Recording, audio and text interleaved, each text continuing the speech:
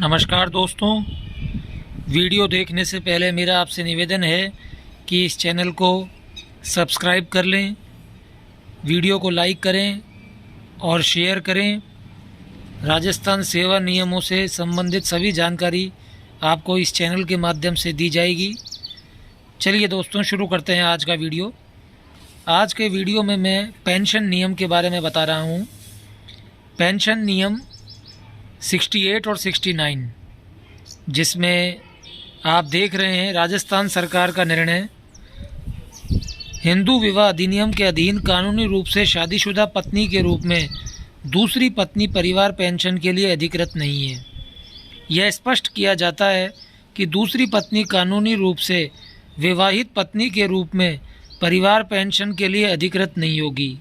इस मुद्दे पर भारत सरकार द्वारा विचार किया गया तथा इस प्रकार का एक निर्णय CCM पेंशन नियम 1972 में सम्मिलित किया गया है तथा उसमें दर्ज की गई विधि मंत्रालय की राय के उद्धरण को यहाँ नीचे दिया जा रहा है।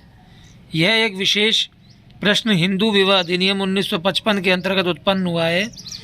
केंद्रीय सिविल सेवाएं पेंशन नियम 1972 के नियम 54(7) के अंतर्गत यदि मृत सरकारी कर्मचारी अपने पीछे एक विधवा या अन्य विधवा से पात्र बच्चे को छोड़ जाता है तो वे मृत सरकारी कर्मचारी के संबंध में परिवार पेंशन के लिए अधिकृत हैं। अधिनियम की धारा 11 यह प्रावधान करती है कि अधिनियम के लागू होने के बाद किया गया विवाह शून्य व निष्प्रभावी होगा तथा उसे दूसरे पक्ष के विरुद्ध निष्प्रभावी होने की डिक्री पारित कर निरस्त किया जा सकता है यदि वह विवाह अधिनियम की धारा 5 के खंड 1st, 4th एवं 5th में किन्हीं भी विनिर्दिष्ट शर्तों का उल्लंघन करता हो।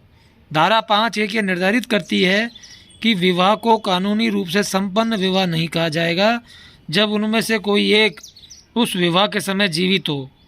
अतः किसी हिंदू पुरुष द्वारा 1955 के अधिनियम के प्रारंभ होने के बाद उसकी प्रथम पत्नी के जीवित रहते किया गया विवाह अमान्य होगा तथा उसका कोई कानूनी प्रभाव नहीं होगा।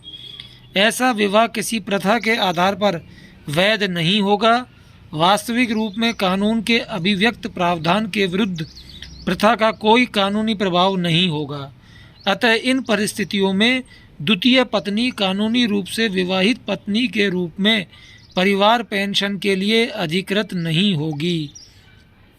कहने का मतलब यह है कि यदि कोई पुरुष जिसके पहले से एक जीवित पत्नी है और उसने दूसरी शादी कर रखी है, दूसरी पत्नी भी है उसके, तो उस दूसरी पत्नी को पारिवारिक पेंशन के लिए अधिकृत नहीं माना जाएगा। दूसरी पत्नी तभी पारिवारिक पेंशन के लिए अधिकृत है यदि पहली पत्नी से आपका डिवोर्स हो गया हो या पहली पत्नी जीवित नहीं हो। Thank you.